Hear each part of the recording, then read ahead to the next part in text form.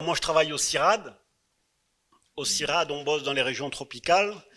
Donc, en toute logique, je vais présenter des choses sur la diversité des propriétés des bois tropicaux. Bon, je rajoute quand même et tempéré, parce qu'après, on va encore dire qu'on est sectaire, etc., exclusif. Donc, voilà, on rajoute bois tropicaux et tempérés. Et puis, bon, travailler sur la diversité des propriétés des bois, ok, mais pourquoi faire?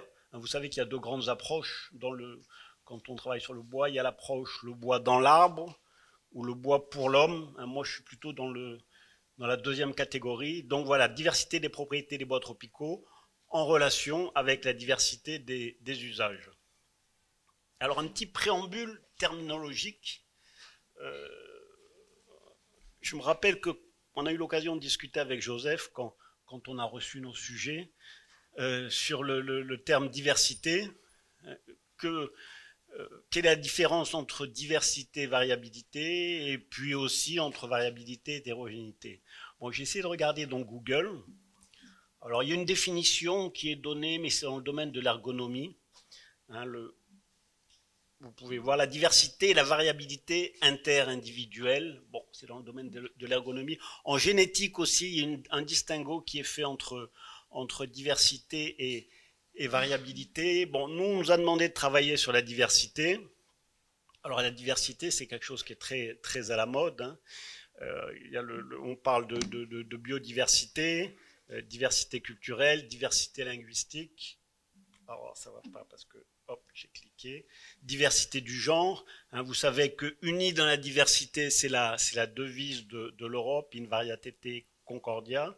Et à travers le terme diversité, il y a une connotation clairement positive. C'est-à-dire, cette diversité, c'est ce vers quoi on veut tendre.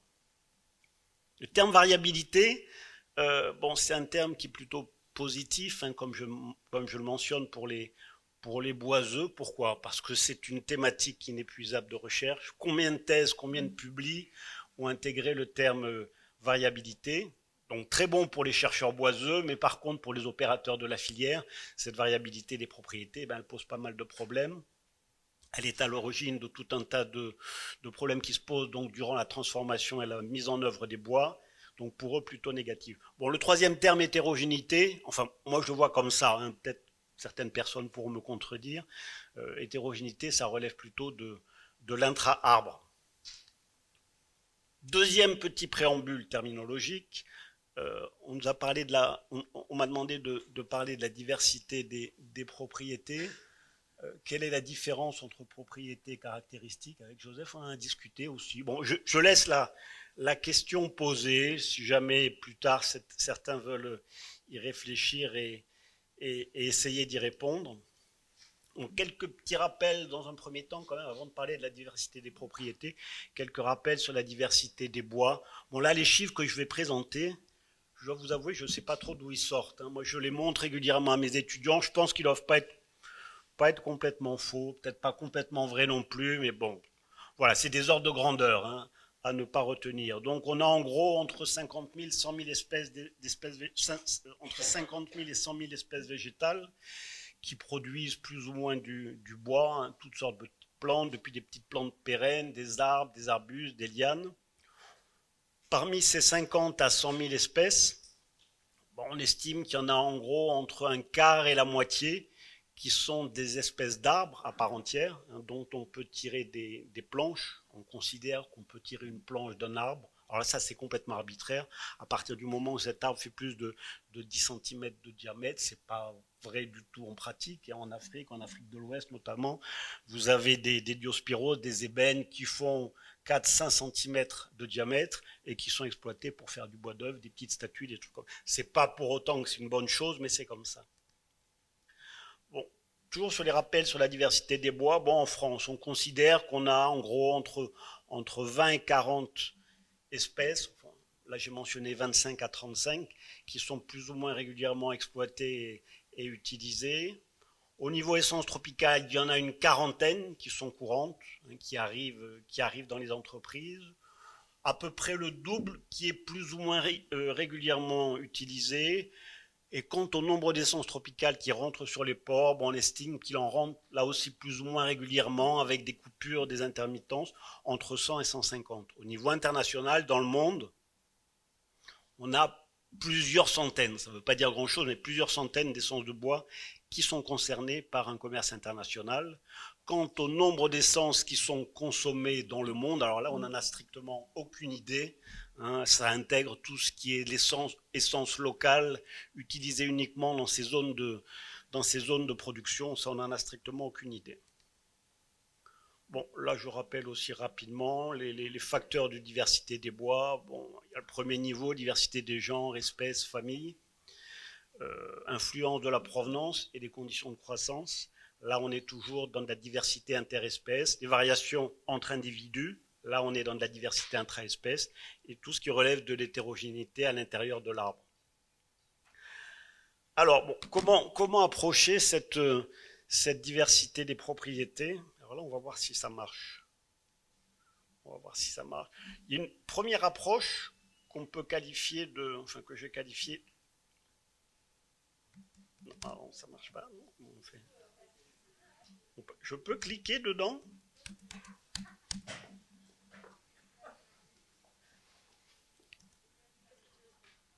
Je voulais jouer là. Ah, ça y est, c'est bon. Parce que non, ça va pas. On voit le fichier Excel derrière en fait.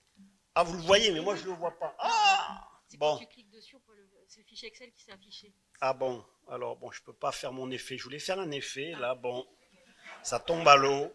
Ça tombe à l'eau. Attendez, je vais quand même. Voilà, je l'ai, le fichier. Ça fait rien. Je l'ai, là. Voilà, première approche exploratoire. Ben, je m'étais dit, bon, pour parler de la diversité des propriétés, il pourrait y avoir un bon moyen. Voilà, là, j'ai sorti mon fichier de propriétés physiques et mécaniques et de la base de données du CIRAD. Et puis voilà, pour vous donner une idée de la diversité des propriétés, ben, on pourrait commencer. Voilà, l'acacia hétérophylla, sa densité fait 0,60, sa dureté 2,3, son PSF, et ainsi de suite. Donc défilé, il y a 1 millier d'espèces, donc il y a 14 colonnes, on arrive à 14 000 données. Mais bon, moi je pensais commencer à faire ça, puis on m'a dit non, tu vas ennuyer les gens, c'est pas comme ça qu'il faut faire. Donc, ça on laisse tomber.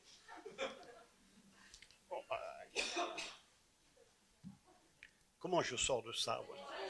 Voilà, on laisse tomber et on essaie d'avoir une deuxième approche de cette diversité des propriétés. Je l'ai mentionné en début, relier cette diversité des propriétés aux relations avec les mettre en relation avec la diversité des usages. Mais quels usages?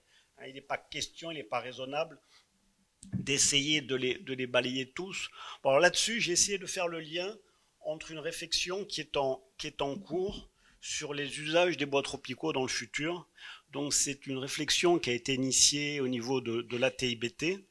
L'ATIBT, c'est l'Association technique internationale des bois tropicaux, au sein d'une commission. Cette ATIBT regroupant voilà, fonctionne avec différentes commissions. Moi, j'ai l'honneur d'animer la commission matériaux et normalisation. Et donc cette réflexion, elle commence tout juste à s'engager sur les usages des bois tropicaux dans le futur. Et ce qui est intéressant, c'est qu'elle est conduite par les opérateurs qui sont sur le terrain. C'est eux qui sont au cœur du réacteur. C'est eux qui vendent et qui achètent les bois tropicaux. Donc quels seront les usages des bois tropicaux dans le futur? Je vous disais, c'est une réflexion qui commence tout juste. Et il y a quelques idées qui commencent à émerger. Le fait que, quels que soient leurs usages, les bois tropicaux mis en œuvre seront divers. Divers, c'est-à-dire que ça ramène à la problématique de ce qu'on appelle les LKTS, les Lesser Known Timber Species, les essences secondaires. Ça aussi, c'est une réflexion qui est en cours. Comment mieux valoriser ces essences secondaires? C'est une thématique qui est récurrente. Moi, quand je suis rentré dans la boutique il y a 33 ans, on en parlait déjà, mais on n'a pas encore trouvé les solutions. Donc, dans le futur, ces bois tropicaux seront divers et la diversification de leurs usages, je pense que c'est à peu près clair pour tous les opérateurs. Les grands enjeux passent par un élargissement des applications de ces bois à des usages extérieurs exposés, donc sous conditions climatiques voilà, qui sont stressantes pour le bois, hein, qui sont contraignantes. Et ça aussi bien dans les pays du Nord que dans les pays du Sud. Hein, dans les pays du Nord, effectivement, les applications extérieures, c'est tout ce qui est terrasse, tour de piscine, pergola et autres. Mais dans les pays du Sud, on a aussi ce type de problématique qui devient de plus en plus présente. Et donc aussi bien dans les zones de production que dans les zones de consommation, ces usages extérieurs constituent l'enjeu majeur du développement de l'utilisation des bois tropicaux dans le futur. Alors qu'est-ce que j'ai à montrer? Voilà, exemple d'application en extérieur des bois tropicaux, ben c'est des photos toutes fraîches hein, qui ont moins de 10 jours, prises au Gabon, en construction en ce moment en cours dans une entreprise qui s'appelle EcoWood à Libreville. L'essence utilisée, c'est le padouk, des passerelles qui vont être installées sur une 4 voies en face de 2 lycées. C'est du padouk lamé décollé qui va être positionné donc en extérieur. C'est un bois très stable et c'est un bois très, très durable. Ces 2 passerelles, je pense, après, lorsqu'elles seront mises en œuvre, constitueront, autant que je puisse savoir, le deuxième plus beau chantier en matière de bois tropicaux lamés décollés utilisés en extérieur. Le premier étant le centre culturel Jean-Marie Tjibaou en Nouvelle-Calédonie. Voilà, donc là, ces passerelles sont en cours de construction, elles devraient être mises en œuvre dans un an, courant 2022. Voilà, typiquement ce genre d'usage extérieur sur lesquels des choses vont se passer. Donc quelles sont les fonctions requises pour les applications en milieu extérieur exposé? On considère, ça aussi les opérateurs de la filière sont d'accord, que les bois auront besoin à la fois d'être stables sur un plan biologique et stables sur un plan physique. Ce que j'appelle la stabilité biologique, hein, c'est tout ce qui est résistance aux agents biologiques de dégradation du bois, bon, essentiellement termites et champignons, notamment en région tropicale. Ce sont les 2 principaux facteurs de dégradation du bois. Et ce que j'appelle la stabilité physique, hein, on peut appeler ça aussi stabilité de forme, avec un certain nombre d'indicateurs de stabilité, les retraits de séchage, retrait tangentiel, radial, les ratios indicateurs de l'anisotropie de retrait tangentiel sur retrait radial, point de saturation des fibres, retrait volumique, etc., plus la résistance mécanique. Mais ce qui est clair, c'est que ce qui déterminera l'utilisation des bois tropicaux dans l'avenir, c'est pas la mécanique. Je suis désolé, il y a beaucoup de mécanos dans la salle, mais ce qui sera déterminant dans l'avenir, c'est réellement la stabilité biologique, la durabilité des bois et leur aptitude à rester en place une fois qu'ils sont mis en œuvre. Alors là, qu'est-ce que je vous montre sur ce graphique? Voilà, extrait de notre base de données tropiques sur 245 essences. Hein, voilà, une idée de la diversité des résistances aux champignons et aux termites. À gauche, sur le graphique, résistance aux champignons. À droite, résistance aux termites. Ben, vous voyez la répartition par classe. Hein. Vous savez que la résistance des champignons est définie en 5 classes, de très durable à non durable, durabilité aux termites de la classe durable à sensible. Hein, vous voyez ce que peut donner cette répartition sur 245 essences de notre base de données Tropix qui correspondent à 245 essences relativement couramment commercialisées. Relativement. Et on voit que pour des usages extérieurs, vous voyez la classe de gauche pour la résistance aux champignons, classe 1 très durable, on a en gros 1/6 des bois de cette base de données qui peuvent satisfaire aux conditions exigeantes des utilisations extérieures. Pour les termites, on a en gros un gros tiers qui peuvent convenir.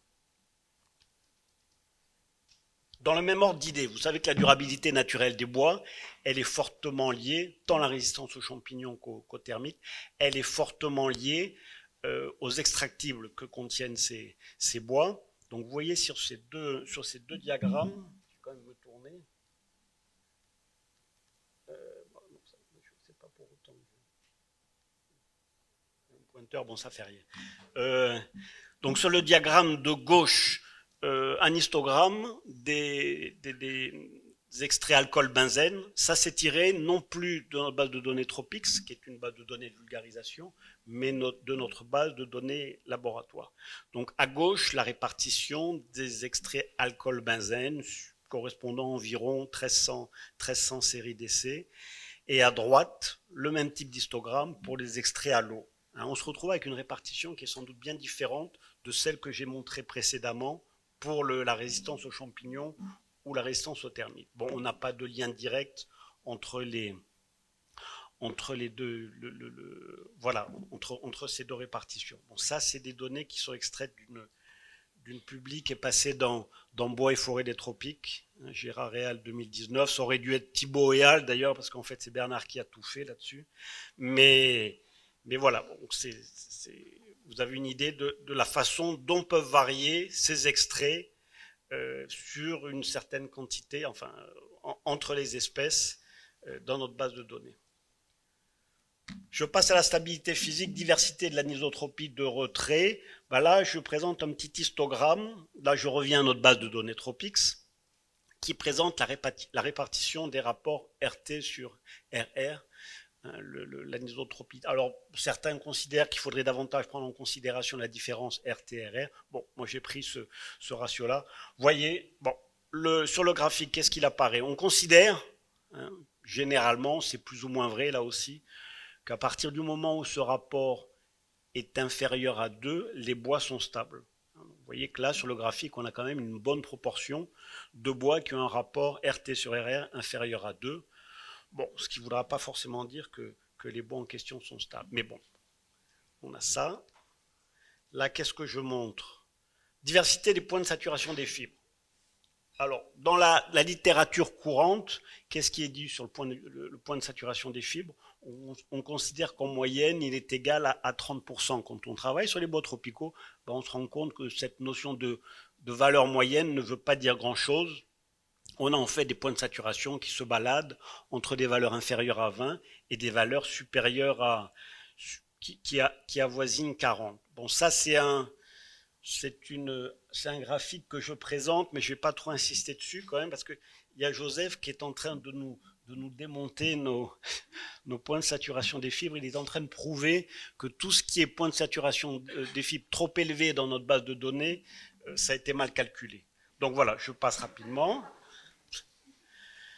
Quand on parle de diversité des propriétés, on ne peut pas déconnecter cette diversité des relations entre propriétés.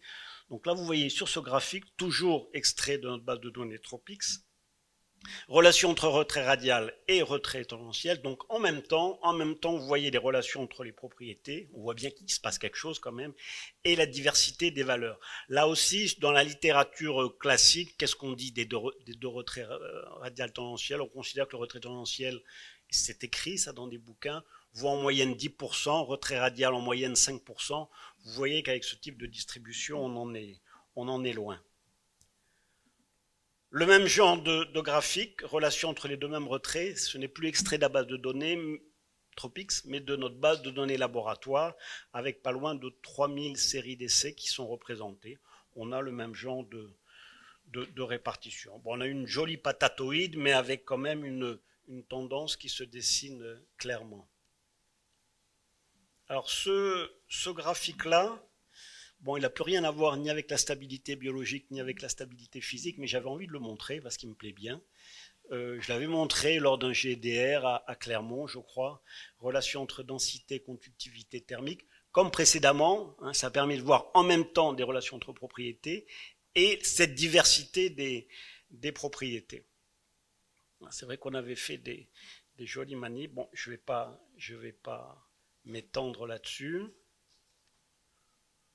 Alors, diversité des propriétés, des recours. Alors, souvent, les étudiants aiment bien connaître des valeurs extrêmes. Souvent, ils nous disent, enfin, ils demandent, ouais, monsieur, quels sont les bois qui ont la densité la plus élevée ou la densité la plus faible, etc. Donc là, c'est un genre de tableau des records avec des valeurs extrêmes. Alors, qu'est-ce que vous pouvez y voir?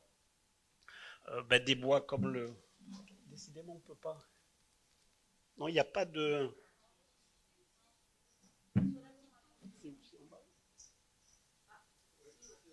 Ah voilà, c'est bon. Donc vous pouvez y voir des valeurs extrêmes en matière de densité. Bon, là on a le balsa qui se place bien, tant pour la densité que la dureté.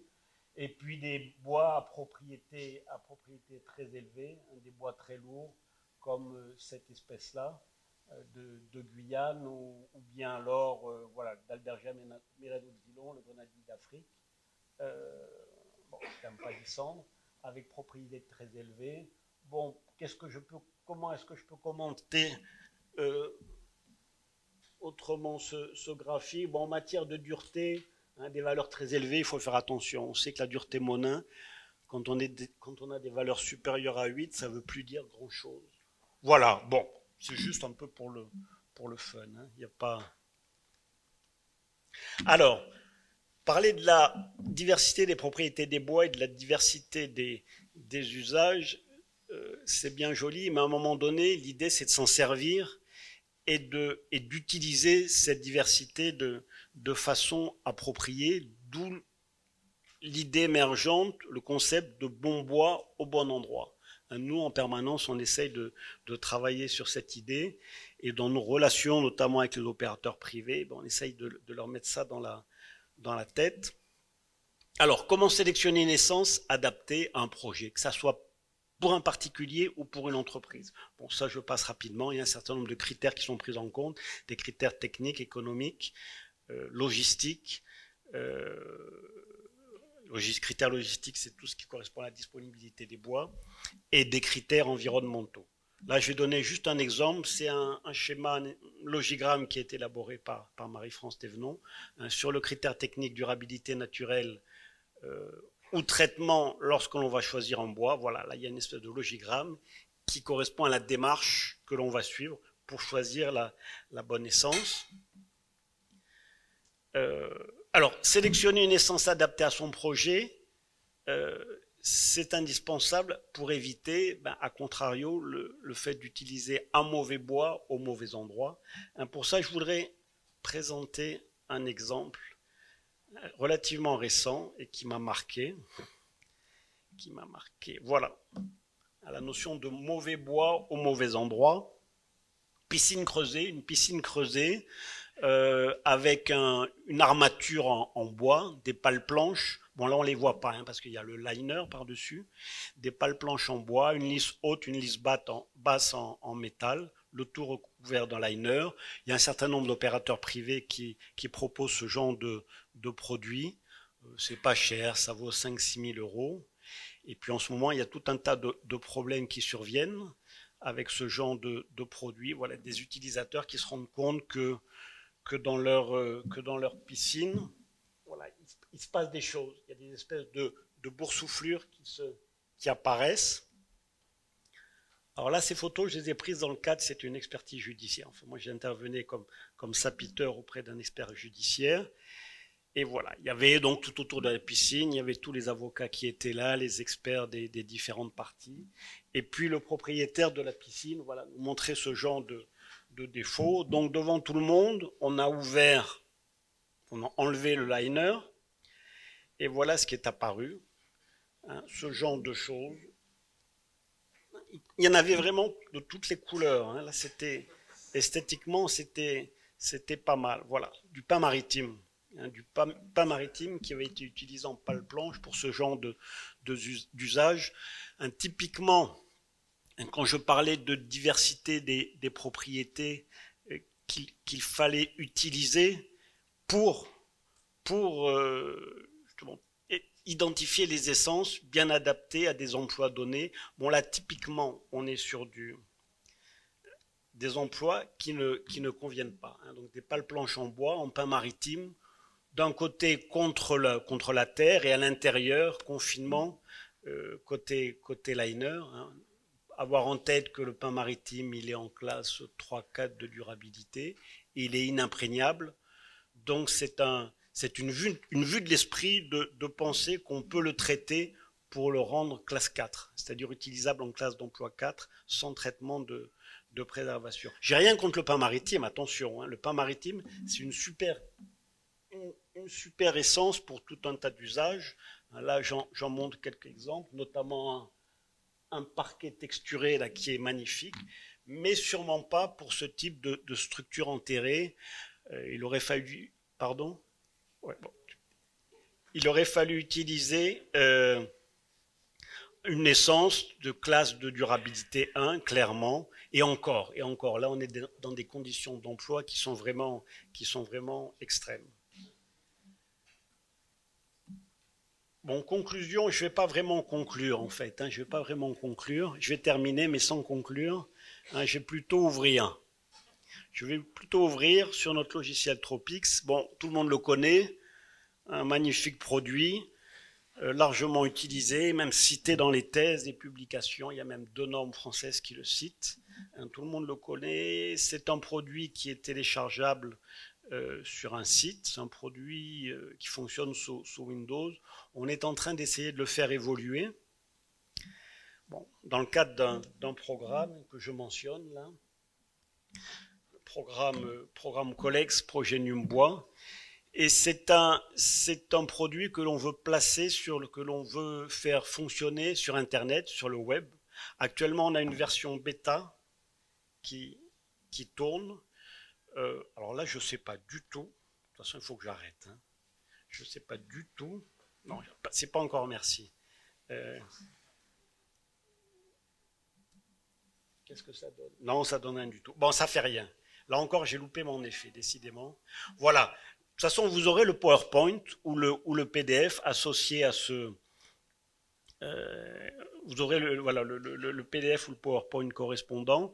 Derrière cette phrase-là, il y a un lien qui vous permet d'accéder à cette version bêta de cette nouvelle version du logiciel Tropix qui fonctionnera sur Internet. Et nous, ce qui nous intéresse, c'est d'avoir tous vos retours possibles sur ce produit. Ça sera le futur Tropix version 8. Voilà, donc vous pourrez y accéder à partir du moment où vous aurez le PowerPoint ou le PDF correspondant. Voilà, je vous remercie de votre attention.